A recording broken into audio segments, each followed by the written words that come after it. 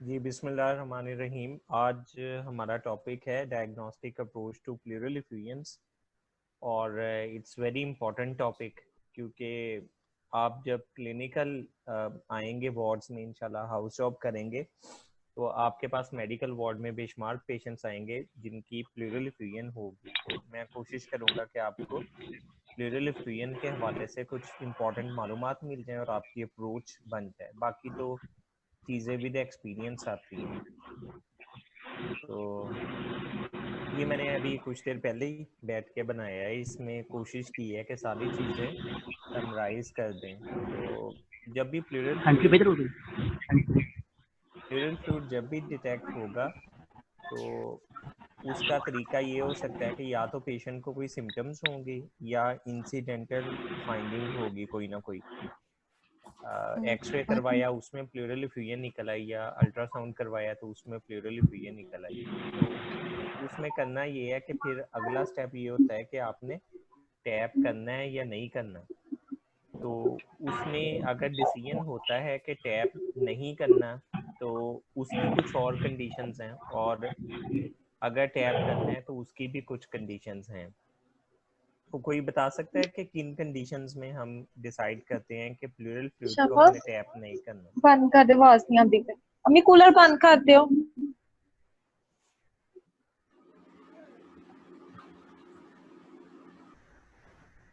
कोई बता सकता है कि कब हमने डिसाइड करना है कि प्लूरल फ्लूइड को टैप नहीं करना चाहिए।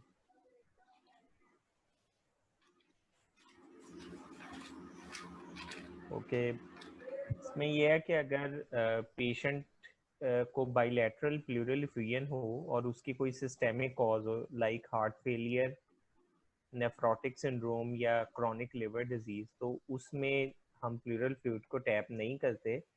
उस केस में हम कोशिश करते हैं कि पेशेंट को डायूरेटिक्स या इस तरह की कोई ड्रग दें जिससे एक्स्ट्रा फ्लूइड वो ड्रेन हो जाए। और most of the time in तीनों कंडीशंस में फ्लूइड डायूरेटिक को रिस्पॉन्ड करता है। लेकिन अगर डिसीजन ये हो कि फ्लूइड को हमने टैप करना है तो उसको हम टैप करने के बाद उसका फिर लैब में एग्जामिनेशन या मुआयने के लिए भेजते हैं। उसमें टू ऑप्शंस हो सकते हैं, या फ्लूइड ट्रांसुडेट होगा या एक्सुडेट होगा। तो आप में से कोई बता सकता है कि ट्रांसुडेट हम कब कहेंगे और एक्सुडेट कब कहेंगे? सर लाइट्स क्राइटेरिया जिससे हम चेक करते हैं कि फ्लूइड ट्रांसुडेट है या एक्सुडेट है। जी, ट्रांसुडेट का मतलब ये है कि ट्रांसुडेटिव में हाइड्रोस्टेटिक प्रेशर ज्यादा होता है। But it's not the only mechanism. Hydrostatic pressure के अलावा भी और भी ऑस्मोटिक मैकेनिज्म प्रेशर है। डिक्रीज भी हो सकता है। हाँ जी, और इसके अलावा प्रोटीन्स की कमी की वजह से भी फ्लूइड ये सीप होकर थर्ड स्पेस में आ सकता है। तो ट्रांसुडेट में जो मेन चीज हम देखते हैं वो ये है कि प्रोटीन्स का कंटेंट वो कम होता है फ्लूइड में और एक्सुडेट में ज्यादा होता है। अभी इस चीज को ट्रांसुडेट और एक्सुडेट का फैसला करने के लिए हम डिफरेंट क्राइटेरिया यूज कर सकते हैं। उसमें सबसे जो मशहूर criteria that is lights criteria, लेकिन इसके अलावा भी 3-4 और क्राइटेरिया हैं which can be used. Lights criteria में अगर आप देखें तो तीन चीजें हम देख सकते हैं। उसमें यह है कि सीरम के अंदर यानी पेशेंट के ब्लड के अंदर हम प्रोटीन्स देखेंगे और प्लूरल फ्लूइड के अंदर प्रोटीन देखेंगे। अगर प्लूरल फ्लूइड के अंदर प्रोटीन सीरम की प्रोटीन के 50% से ज्यादा हैं या 0.5 से ज्यादा हैं तो इसका मतलब ये है कि पेशेंट को एक्सुडेटिव इफ्यूजन है। इसी तरह हम सीरम के अंदर एलडीएच वैल्यू चेक करते हैं और फ्लूइड के अंदर एलडीएच वैल्यू चेक करते हैं। और अगर फ्लूइड के अंदर एलडीएच वैल्यू सीरम वैल्यू के 60% या 0.6 से ज्यादा हो तो तब भी एक्सुडेट है। और थर्ड क्राइटेरिया ये है कि उसमें हम सीरम नहीं चेक करते, सिर्फ फ्लूइड के अंदर एलडीएच चेक करते हैं और अगर वो 200 से ज्यादा हो तो हम फ्लूइड को एक्सुडेट कह सकते हैं। लाइट्स क्राइटेरिया के 3 कंपोनेंट्स हैं, लेकिन एक्सुडेट बनाने के लिए इनमें से कोई एक कंपोनेंट भी हो जाए तो वो एक्सुडेट बन जाता है। All 3 are not required. ठीक है, कोई एक भी पॉजिटिव आ गया तो पेशेंट एक्सुडेट होगा।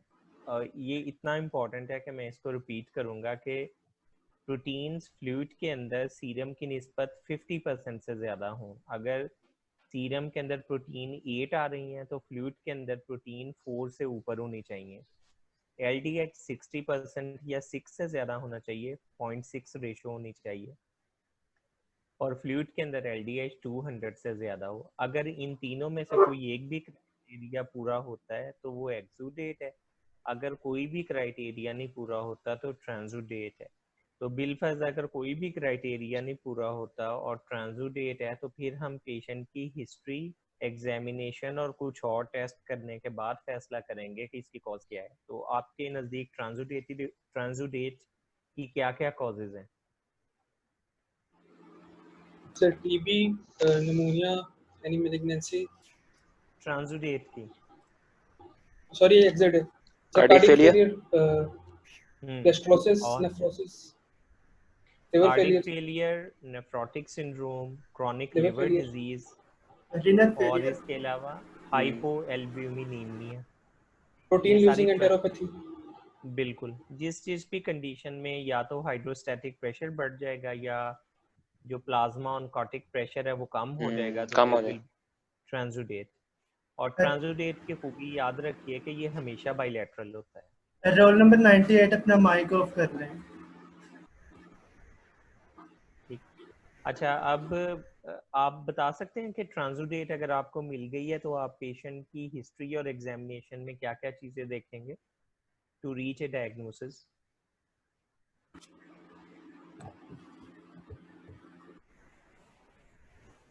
सर हार्ट फेलियर के साइंस देखेंगे कि वो हाँ तो जी, नहीं। क्या क्या साइंस होते हैं? सर राइट हार्ट फेलियर और लेफ्ट हार्ट फेलियर पे डिपेंड करता है सर। अगर राइट हार्ट फेलियर है तो ट्रांसुडेट जो प्लूरल एफ्यूजन है वो राइट हार्ट फेलियर में it's very rare. Sir sorry most of left the heart failure. Left heart failure में तो क्या क्या साइंस होंगे लेफ्ट हार्ट फेलियर के, या सर सिम्टम्स क्रैकल्स क्या क्या फाइंड हैं? होंगे, चेस्ट ऑस्कल्टेशन करने पे सर बायलैटरल क्रैकल्स होंगे, हिस्ट्री क्या बताएगा patient? Dyspnoea, there will be orthopnoea, PND। Patient बताएगा मैं रात को लेटता हूँ मेरा सांस खराब होता है, चलने पे एक्सर्शनल डिस्निया होगा, और एग्जामिनेशन पे पेशेंट को बायलैटरल बेसल क्रेपिटेशंस आएंगी और उसकी JVP रेज्ड होगी। और टेस्ट क्या आप करवा सकते हैं, आप उसकी इकोकार्डियोग्राफी और ECG करवा सकते हैं। इसी तरह जो रीनल फेलियर का केस होगा वो आपको फ्रॉथी यूरिन की कंप्लेंट देगा, नेफ्रोटिक सिंड्रोम का। मोस्ट ऑफ द टाइम ये यंग बच्चे होते हैं जिनका पहले गला खराब होता है और उसके बाद उनका रीनल नेफ्रोसिस शुरू हो जाता है और उसकी body swelling, generalised body swelling होती है जिसको वो टिपिकली बताता है कि फेस से स्टार्ट हुई है। कार्डियक फेलियर की स्वेलिंग पाउंड से स्टार्ट होती है और रीनल फेलियर की most of the time face से पेरी ऑर्बिटल पफिंग होती है। और रीनल फेलियर का केस आपको हीमेटेमेसिस और मलीना का बताएगा कि खून की उल्टी वगैरह आ रही है या पखाना काले रंग का आ रहा है या पेट फूल गया है। तो ये सारी हिस्ट्री के पॉइंट्स होंगे, इससे आपको अंदाजा हो जाएगा। अगर लाइट्स क्राइटेरिया में से कोई एक भी फैक्टर पॉजिटिव है तो आप एक्सुडेट की तरफ चले जाएंगे। Once you are sure that it's an exudate, उसके बाद आप देखेंगे कि उसके अंदर सेल काउंट कितना है, यानी प्लूरल फ्लूइड के अंदर आप देखेंगे कि न्यूट्रोफिल्स कितने हैं और लिम्फोसाइट्स कितने हैं। अगर न्यूट्रोफिल्स प्री डोमिनेंट हैं, प्री डोमिनेंट का मतलब ये है कि न्यूट्रोफिल्स की तादाद 50% से ज़्यादा है, तो फिर हम इसको कहेंगे न्यूट्रोफिलिक एक्सुडेटिव, और इसकी एक ही कॉज है दैट इज निमोनिया। निमोनिया। ठीक है। और अगर हम लिम्फोसाइट्स ज्यादा हैं 50% से ज्यादा तो हम इसको कहेंगे लिम्फोसिटिक एक्सुडेटिव। लिम्फोसिटिक एक्सुडेटिव आ गया तो फिर उसके बाद आपको हिस्ट्री, एग्जामिनेशन और कुछ और टेस्ट करने पड़ेंगे क्योंकि लिम्फोसिटिक एक्सुडेटिव की एक लॉन्ग लिस्ट है। कोई बता सकता है कौन कौन सी कॉजेज हैं लिम्फोसिटिक एक्सुडेटिव की? सर टीबी, कार्सिनोमा, ट्यूबरकुलोसिस है, मैलिग्नेंसी है, और haemorrhoid connective tissue fungal disorders. Fungal infections, जी, connective tissue disorders, fungal infections, और इसके अलावा पैंक्रेटाइटिस। पैंक्रेटाइटिस में हो सकता है, पल्मोनरी एम्बोलिज्म में हो सकता है।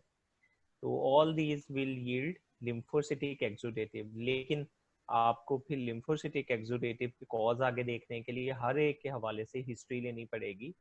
लॉन्ग स्टैंडिंग फीवर है, वेट लॉस है और साथ में प्लूरल एफ्यूजन है तो थिंक अबाउट टीबी।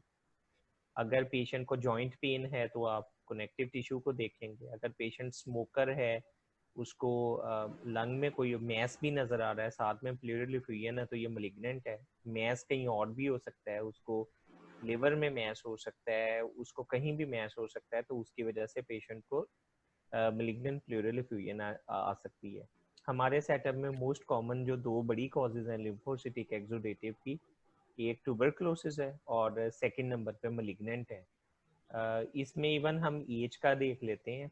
अगर ओल्ड एज के पर्सन में लिम्फोसिटिक एक्सुडेटिव हो तो it is most commonly it's malignant. तो अदरवाइज फिर उसके फर्दर टेस्ट हम कर लेते हैं। वो टेस्ट कौन से हैं वो हम आगे डिस्कस करते हैं। अगर आपने ये एल्गोरिदम समझ लिया है ना, तो आपका कोई भी सिनेरियो गलत नहीं हो सकता और आपकी अप्रोच पेशेंट की तरफ बहुत अच्छी रहेगी। तो अगर सब किसी ने यहाँ से कोई क्वेश्चन करना है तो वो कर ले, अदरवाइज हम आगे मूव करते हैं। सर न्यूट्रोफिलिक के लिए कौन सी बताई थी आपने डिजीज कॉज जो करती है? नमूनिया। ठीक। ठीक। तो एक और एक्स्ट्रा बात बता दूं कि लाइट्स क्राइटेरिया एक क्राइटेरिया है जो ट्रांसुडेट और एक्सुडेट को डिफरेंशिएट करता है। एक लेस कॉमनली यूज्ड क्राइटेरिया, उसमें हम प्लूरल फ्लूइड के अंदर कोलेस्ट्रॉल लेवल चेक कर लेते हैं। अगर कोलेस्ट्रॉल लेवल 45 से ऊपर हो तो दिस इज एक्सुडेट, 45 से कम हो तो ये ट्रांसुडेट है। लेकिन क्योंकि वो बहुत ज़्यादा ये नहीं यूज़ होता तो इसलिए हम लाइट्स क्राइटेरिया को यूज़ करते हैं। ठीक है, अब हम मूव करते हैं आगे और देखते हैं क्या है। ये एक केस हिस्ट्री है, इसको आप देखें और मुझे बताएं कि इसको किस लाइन पे लेके चलें।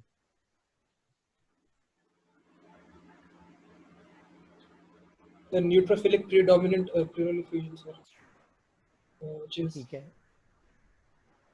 हिस्ट्री भी काफ़ी सजेस्टिव है इसकी। most commonly pneumonia.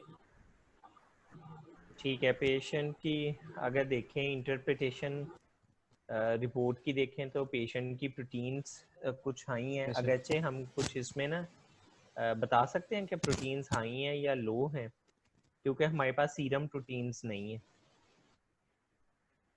भी देखनी चाहिए। बहरहाल ये ठीक है। अच्छा, एलडीएच इसकी काफी है। हाँ पीएच पे गौर करें। जी सर। PH Acidic. कितनी? Acidic. पीएच नॉर्मल से कम है और एसिडोटिक पीएच प्लूरल फ्लूइड में उसी वक्त होगी जब प्लूरल फ्लूइड के अंदर माइक्रो ऑर्गेनिजम्स ग्रो करेंगे और वो एनएरोबिक मेटाबॉलिज्म करेंगे। तो जी सर। पीएच देखने से ये पता लग जाता है कि पेशेंट के प्लूरल फ्लूइड के अंदर कोई माइक्रो ऑर्गेनिजम्स हैं जो ग्रो कर रहे हैं, और इस हिस्ट्री के मुताबिक निमोनिया। एलडीएच भी ज़्यादा है और ग्लूकोज पेशेंट का वो थोड़ा सा कम है और न्यूट्रोफिलिक प्रीडोमिनेंट है। तो इस पेशेंट की मैनेजमेंट किस तरह आप करोगे? Sir, pneumonia की treatment करें. बिल्कुल, आप एंटीबायोटिक दोगे। और ये एक बात याद रखना, ये सिनेरियो इसलिए ऐड किया था कि जिस भी पेशेंट के अंदर पीएच 7.2 हो जाए प्लूरल फ्लूइड के अंदर, ये उसके अंदर चेस्ट ट्यूब डालने की इंडिकेशन है। आपने चेस्ट ट्यूब डाल के फ्लूइड ड्रेन करना है, क्योंकि पीएच आपको बता रही है कि अंदर माइक्रो ऑर्गेनिजम्स हैं और वो एनारोबिक मेटाबॉलिज्म कर रहे हैं।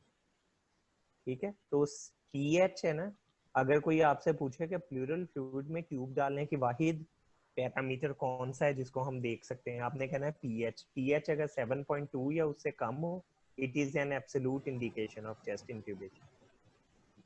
ठीक है। ठीक है, प्लूरल एफ्यूजन की डेफिनेशन है कि it is abnormal accumulation of fluid in the plural space. Normally plural space में 5 या 10 ml फ्लूइड होता है। तो जब अगर एबनॉर्मल एक्यूमुलेशन उस वक्त होना शुरू हो जाती है जब ये क्वांटिटी 50 ml से ज़्यादा हो जाए, और प्लूरल फ्लूइड जब एक्सरे या अल्ट्रासाउंड पे नजर आना शुरू हो जाए तो इट्स ऑलवेज पैथोलॉजिकल। इसकी आपको कॉज तलाश करनी पड़ेगी। नॉर्मली कभी भी प्लूरल फ्लूइड ज़्यादा नहीं होता। डायग्नोस्टिक स्टेप मैंने आपको वो पीछे एल्गोरिदम सारा बता दिया था, ये उसी के स्टेप्स हैं कि आपने हिस्ट्री और एग्जामिनेशन करनी है, चेस्ट एक्सरे करके प्लूरल फ्लूइड निकालना है, उसको ड्रेन करना है और ड्रेन करके उसके फर्दर टेस्ट करवा लेने। तो हिस्ट्री मैंने जैसे आप अभी हम पहले डिस्कस कर चुके हैं कि ट्रांसुडेट के लिए ये कॉलम स्क्रीन की लेफ्ट साइड पर है जिसमें heart failure, liver disease, nephrotic syndrome, hypoalbuminaemia है, और राइट साइड पे सारी एक्सुडेट की लिस्ट हैं, ये आप देख सकते हैं। ठीक है, इसमें एक इम्पॉर्टेंट ड्रग इंड्यूस्ड रह गई थी, बाकी तो आप सबने बता दिए थे, हमने डिस्कस कर लिए थे। एग्जामिनेशन है प्लूरल फ्लूइड या इसका जो एग्जामिनेशन है ये मोस्ट फेवरेट शॉर्ट केस है आपके फाइनल ईयर एग्जाम में। फाइनल ईयर एग्जाम कोई ऐसा नहीं है जिसमें चेस्ट का केस ना जाता हो, और चेस्ट में 100 में से 50% केसेस प्लूरल एफ्यूजन के पड़े होते हैं और वही जाके मौजूद होते हैं मुआयने के लिए। तो आप सबको ये फाइंडिंग पता होनी चाहिए कि इंस्पेक्शन पे क्या मिलेगा, पैल्पेशन पे, परकशन पे और ऑस्कल्टेशन पे। और ये बात याद रखिएगा कि प्लूरल फ्लूइड एग्जामिनेशन वाले शॉर्ट केस के बगैर आपका फाइनल ईयर एग्जाम नहीं मुकम्मल होना। ठीक है, तो प्लूरल फ्लूइड की इंस्पेक्शन में चेस्ट बल्ज हो रही होगी और कम मूव कर रही होगी। अगर वॉल से सोचें तो इंस्पेक्शन की यही फाइंडिंग आपको न्यूमोथोरेक्स में भी मिलती है, सेम इंस्पेक्शन फाइंडिंग होगी, उसमें भी चेस्ट बल्ज करती है और मूव कम करती है। पैल्पेट करोगे तो तकरीबन वही फाइंडिंग्स हैं, और वोकल फ्रेमिटस भी इसमें रिड्यूस मिलेगा। तो डिफरेंस किस जगह पर आएगा? परकशन में। परकशन। हाँ जी, परकस आप करोगे तो यहाँ इधर डल मिलेगा, और इसके अलावा वहां करोगे तो आपको हाइपर रेजोनेंट मिलेगा, और ऑस्कल्टेशन में दोनों में एब्सेंट ब्रेथ साउंड्स होंगे। ट्रिकेट लोकेशन भी दोनों में यही होती है? जी जी, अगर फ्लूइड ज्यादा हुआ तो वो न्यूमोथोरेक्स की तरह ट्रेकिया को दूसरी साइड पे और एपेक्स बीट को दूसरी तरफ भेज देगा। सर ये इधर राइट साइड लिखा हुआ है, तो ये नॉन स्पेसिफिक है या फिर हाँ जी, नॉन बताइए राइट? स्पेसिफिक है। हाँ जी, ये जो पिछला सिनेरियो था ना, यस ये वाला इसके साथ वो किया हुआ था, तो वो थोड़ी उसमें हो गई, लेकिन it can be on any side. ठीक है, तो ये माइंड में याद रखना है कि प्लूरल फ्लूइड की फाइंडिंग कैसे बतानी है। आप एक इस आइडियल केस की जहन में फाइंडिंग्स बिठा लो, जब आप एग्जामिनेशन करोगे और आपको लगेगा कि प्लूरल फ्लूइड है तो आप उसी के मुताबिक आप कर सकते हैं। चलिए, ये एक्सरे है, कोई इसको डिस्क्राइब कर सकता है?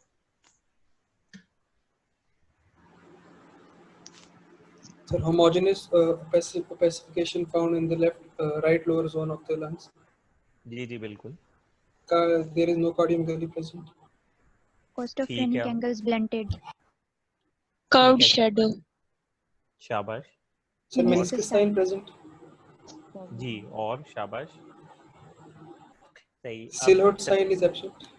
बिल्कुल, सिलेट साइन है ना वो, सिलहट एब्सेंट है लेकिन सिलेट साइन है ना वो मौजूद है। अच्छा, इसका ये देख लेते हैं। फर्स्ट ऑफ ऑल ये देखें, ये है कार्डियोफ्रेनिक एंगल, ये लेफ्ट पे नजर आ रहा है, राइट साइड पे नहीं नजर आ रहा। ठीक है, इसी तरह कॉस्टोफ्रेनिक एंगल है जो लेफ्ट पे नजर आ रहा है, राइट पे, तो इसका मतलब कि पेशेंट को ऑब्लिटरेशन ऑफ कार्डियोफ्रेनिक एंगल भी है और कॉस्टियोफ्रेनिक एंगल भी है ऑन राइट साइड पे। और ये हार्ट का बॉर्डर है जो ना सिर्फ ये भी नहीं नजर आ रहा और डायाफ्राम भी नहीं नजर आ रहा। इसका मतलब ये है कि प्लूरल फ्लूइड की एक्यूमुलेशन लो लोब को भी ऑब्लिटरेट कर रही है और कुछ part of the middle lobe को भी ऑब्लिटरेट कर रही है। ठीक है, मिडल एंड लोअर को, डायाफ्राम भी नहीं नजर आ रहा और हार्ट का भी, और ये मेनिस्कस साइन जो इधर नजर आ रहा है। ठीक है, तो एक्सरे भी मोस्ट कॉमन आपकी जो ऑस्पी है ना उसमें नजर आएगा, और उसमें यही इसी तरह एक्सरे होगा।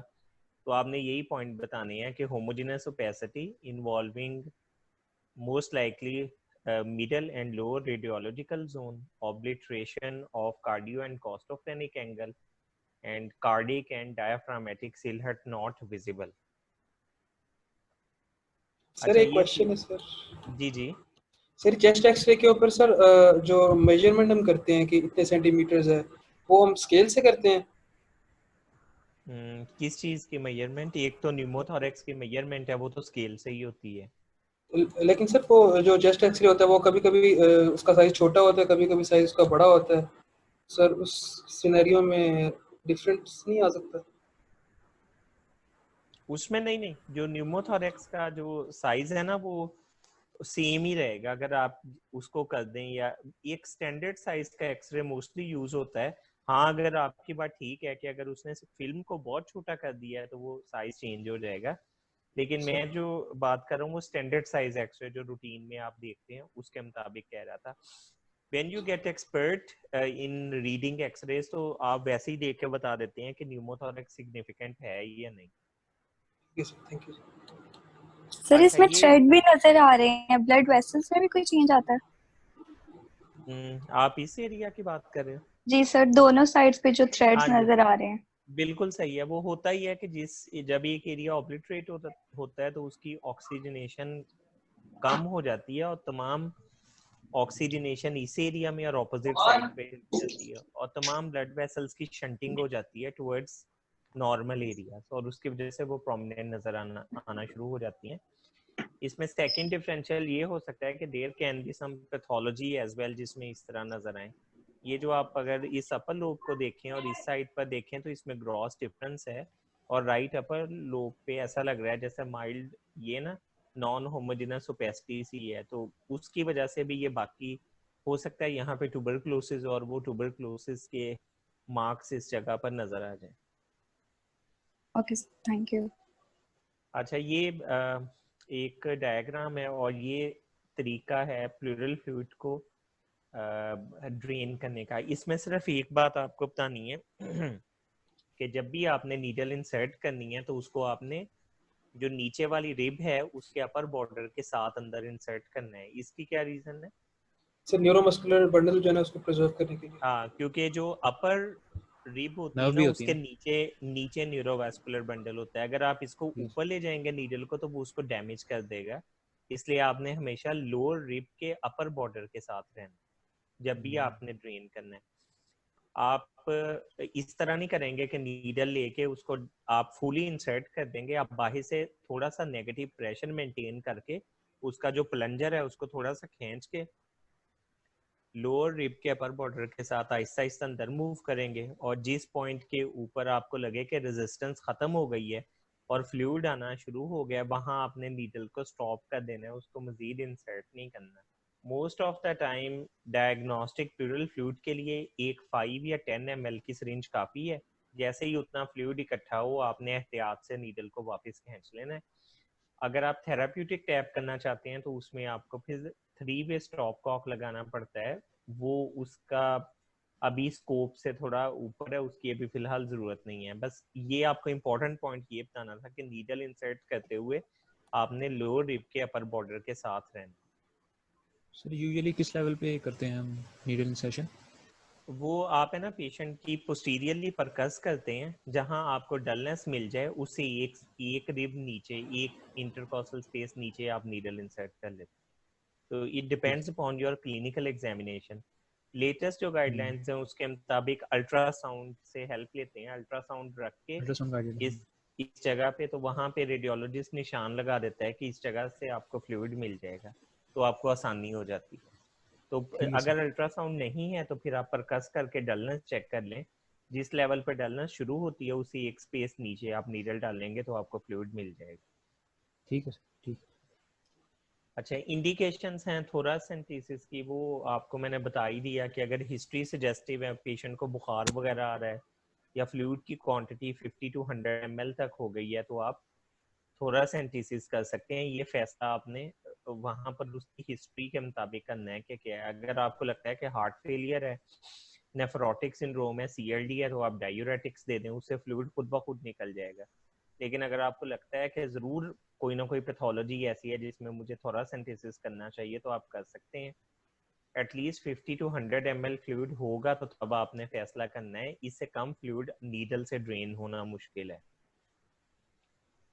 कोई ये बता सकता है कि जब एक्सरे पे प्लूरल फ्लूइड नजर आता है तो उसको कितना प्लूरल फ्लूइड होता है प्लूरल कैविटी में?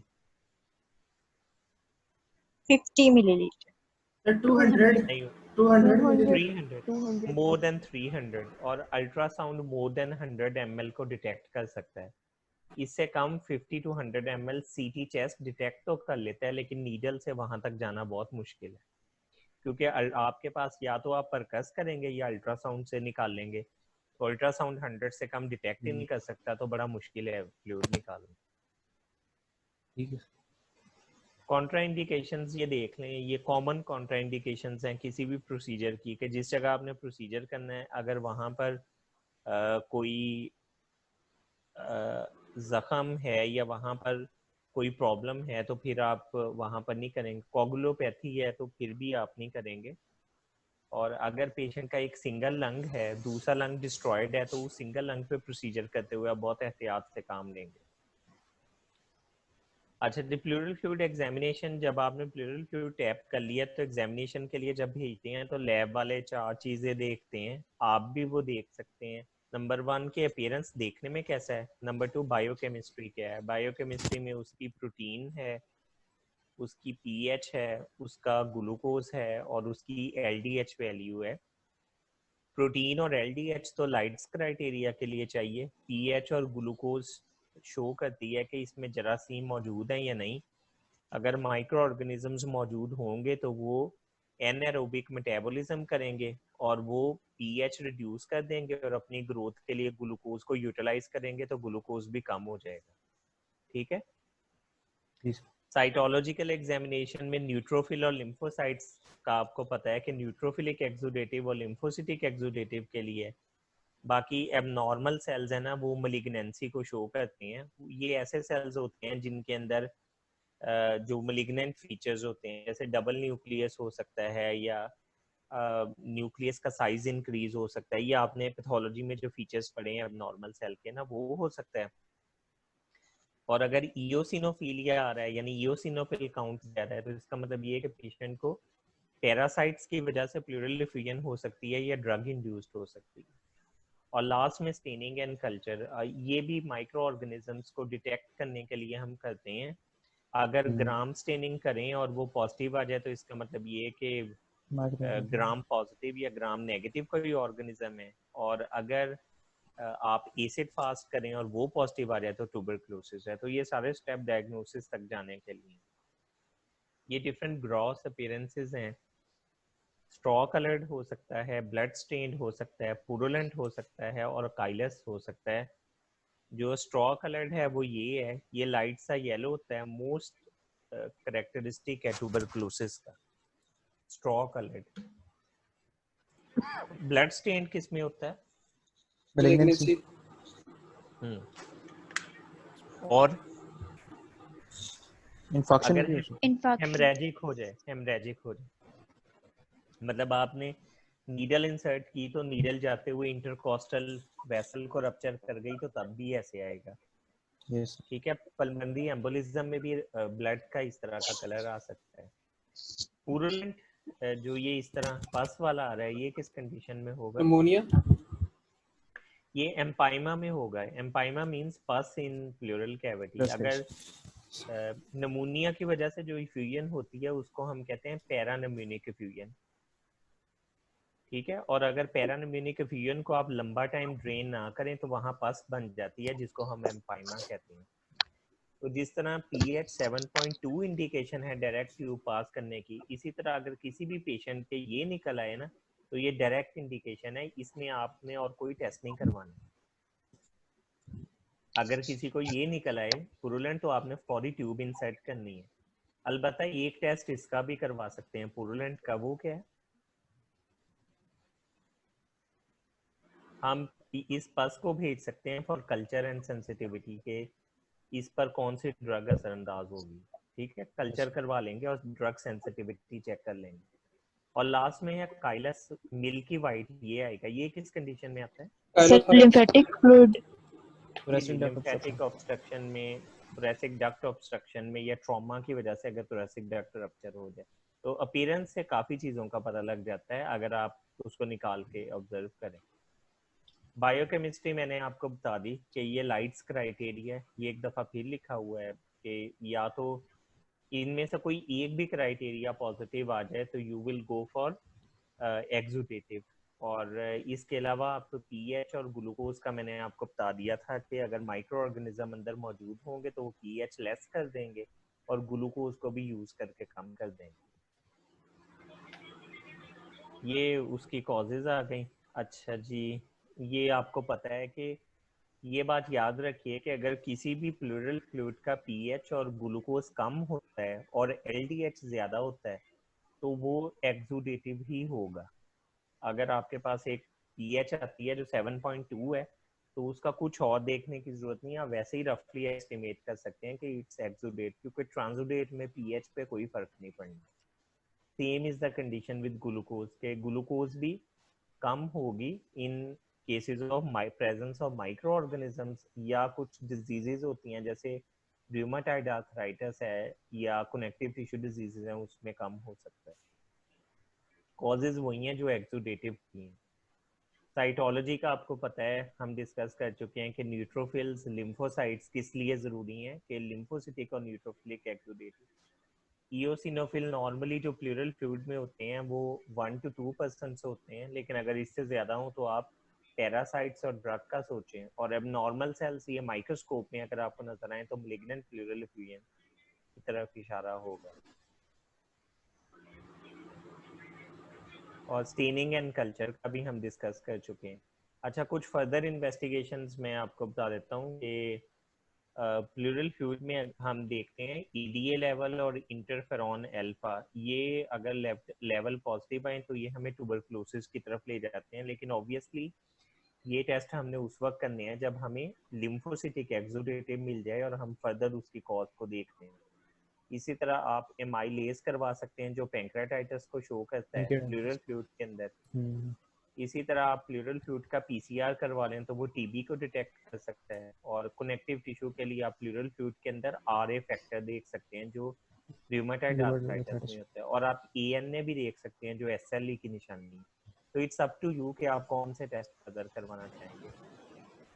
तब भी अगर आपको प्लूरल फ्लूइड के बाद नहीं पता चलता तो ये एक एब्राम नीडल है, इसे हम पेशेंट का जो पैराइटल प्लूरा है उसका एक पीस निकाल के उसको हिस्टोपैथोलॉजी के लिए भेज देते हैं। ये उस वक्त हम यूज करते हैं जब हमें एक्सुडेटिव लिम्फोसिटिक मिले लेकिन हमें कोई कॉज, कोई किसी टेस्ट से कोई हेल्प ना मिले। एट दैट टाइम हम पैराइटल प्लूरा का चंक ले लेते हैं। तो ये नीडल का है तरीकाकार। ये नीडल मौजूद है, आप इसको इंसर्ट करते हैं और जब इसको रोटेट करते हैं तो इसको पैराइटल प्लूरा इसके अंदर फंस जाता है, और जब इसका स्केलेट बाहर खींचते हैं तो वो पीस भी बाहर आ जाता है। You can watch it on YouTube. अच्छा, इसी तरह अगर एब्राम नीडल से अगला स्टेप ये है कि जिस तरह स्टमक की किसी कंडीशन को चेक करने के लिए हम कैमरा अंदर डाल के देखते हैं और उसको हम गैस्ट्रोस्कोप कहते हैं, बिल्कुल इसी तरह प्लूरा के अंदर डालने के लिए एक स्कोप है जिसको हम प्लूरोस्कोप कहते हैं। प्लूरोस्कोप से आप अंदर देख सकते हैं कि अंदर कोई प्रॉब्लम तो नहीं है, अगर कोई मैलिग्नेंट डिपॉजिट तो नहीं है, और आप यहाँ प्लूरोस्कोप के थ्रू आप अगर कोई आपको मशकूक फाइंडिंग मिलती है तो आप उसकी बायोप्सी भी ले सकते हैं। It's just like gastroscope. इसी तरह ट्रेकिया में भी इसी तरह एक नाली डालते हैं जिसको हम ब्रोंकोस्कोप कहते हैं। तो प्लूरोस्कोप एंड चीज है। अगर आपको बिल्कुल लिम्फोसिटिक एक्सुडेटिव की कोई कॉज नहीं मिल रही, ना टीबी की तरफ केस जा रहा है, ना मैलिग्नेंसी की तरफ, ना कनेक्टिव टिश्यू की तरफ, then you go for this medical pleuroscope. और इसमें आप कैमरे के जरिए दस अगर कोई सस्पेक्टेड एरिया नजर आता है तो आप उसकी मल्टीपल बायोप्सी ले सकते हैं और लैब से उसकी हिस्टोपैथोलॉजी करवा सकते हैं। And you can go for CT scan as well, इससे भी कुछ ना कुछ हेल्प मिल जाती है। तो समरी यही है कि हमने ट्रांसुडेट और एक्सुडेट का डिफरेंशिएट पहले करना है, फिर आगे अगर एक्सुडेट निकलता है तो न्यूट्रोफिलिक और लिम्फोसिटिक देखना है, और आखिर में हमने ये देखना है कि कौन कौन से एडिशनल टेस्ट रिक्वायर्ड हैं। उसके लिए हम हिस्ट्री देख सकते हैं, एग्जामिनेशन देख सकते हैं, फिर हम ईडीए लेवल इंटरफेरॉन करवा सकते हैं, कनेक्टिव टिश्यू के लिए देख सकते हैं, हम एब्राम बायोप्सी कर सकते हैं, और हम मेडिकल प्लूरोस्कोपी कर सकते हैं उसके डायग्नोसिस तक पहुंचने के लिए। एक बात याद रखिएगा कि तमाम तर टेस्ट के बावजूद 15 से 20% प्लूरल फ्लूइड्स दे आर उनका कोई रिजल्ट नहीं आता, उनकी कोई कॉज नहीं मिलती। अच्छा जी, अब हम चलते हैं, ये कुछ 3 या 4 केस हिस्ट्रीज हैं। अगर कॉल डिस्कनेक्ट हो जाए तो आप दोबारा कर दीजिएगा, they will finish in 5 minutes. तब तक के लिए ये पहला देखते हैं।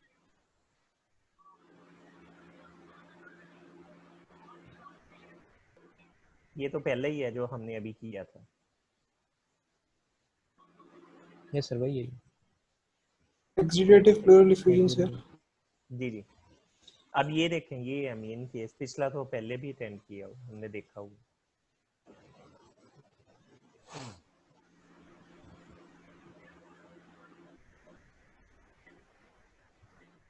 ये फर्स्ट सिनेरियो, इसको देखें और बताएं कि इसमें क्या करना है।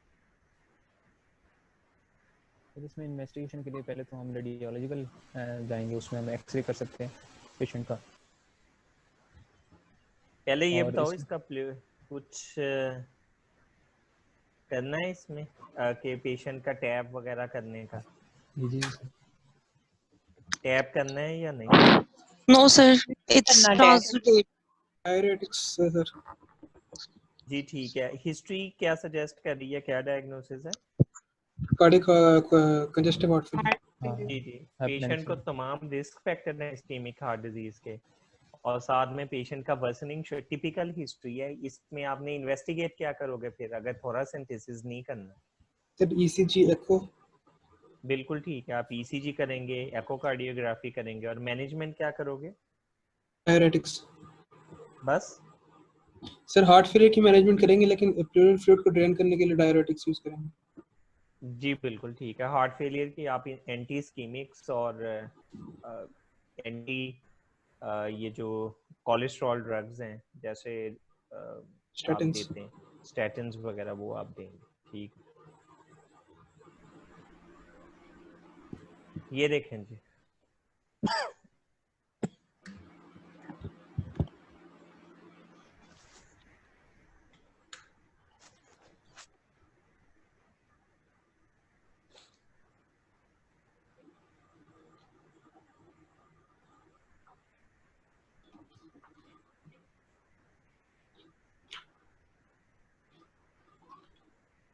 Exudative.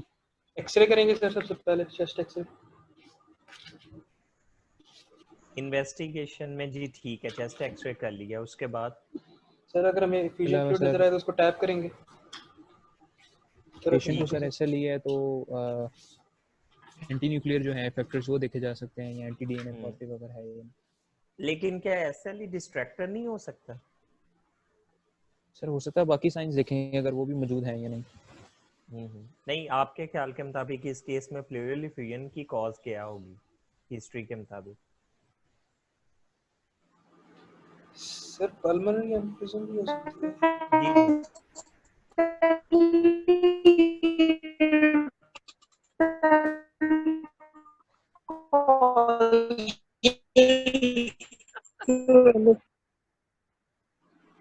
ओके, इसमें पल्मोनरी एम्बोलिज्म के हवाले से हम देखेंगे because patient has sudden and severe right sided chest pain and shortness of breath, और पल्मोनरी एम्बोलिज्म, और उसमें ये भी लिखा हुआ है कि पेन इज सेवियर, जो मोस्टली पल्मोनरी एम्बोलिज्म में होती है। अच्छा, ये जो लिखा हुआ है aggravated by coughing and sneezing, इसका क्या मतलब है?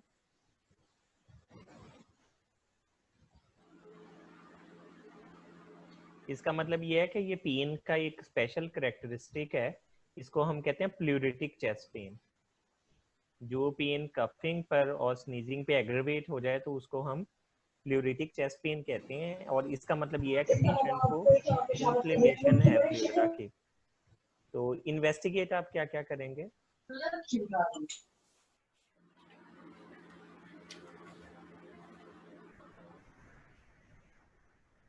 एक तो एक्सरे करवा लिया, उसके बाद आप प्लूरल टैप करेंगे या नहीं करेंगे?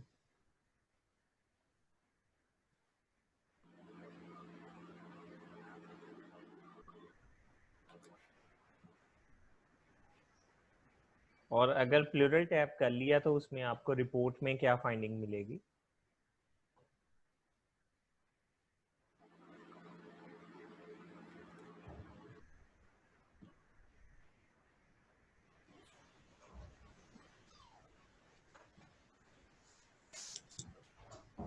फाइंडिंग्स क्या क्या होंगी इस केस में? यार पल्मोनरी एम्बोलिज्म है और उसके अंदर एक्सुडेशन है, तो आपको क्या फाइंडिंग मिलेगी उसमें? न्यूट्रोफिलिक्स मिलेंगे या लिम्फोसिटिक्स मिलेंगे?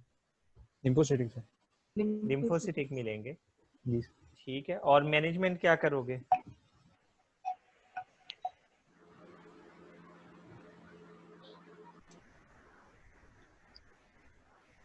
एंटीकोगुलेंट्स नहीं दोगे? जी जी सर, एंटीकोगुलेंट देंगे। तो कौन सा एंटीकोगुलेंट इस केस में बना रहेगा? कौन कौन से ऑप्शंस हैं आपके पास? बस नाम बोल दो ताकि आगे चलें।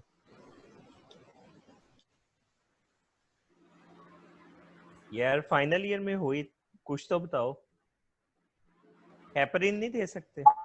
वार्फरिन। हाँ, वार्फरिन दे सकते हैं, हेपरिन दे सकते हैं, लो मॉलिक्यूलर वेट हेपरिन दे सकते हैं, और एक नई जो ड्रग अभी आई है जो बहुत यूज हो रही है, नोवल ओरल एंटीकोगुलेंट, रिवारोक्साबेन, आप देख सकते हैं। अच्छा, by the way SLE, rheumatoid arthritis, सारे कनेक्टिव टिश्यू डिसऑर्डर, इनके अंदर थ्रोम्बोएम्बोलिक इवेंट्स ज्यादा हो जाते हैं, तो पल्मोनरी एम्बोलिज्म भी इसीलिए इस केस में।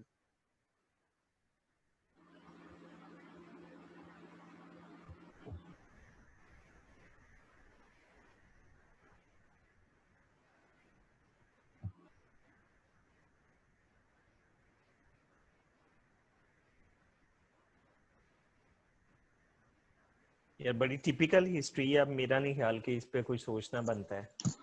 निमोनिया।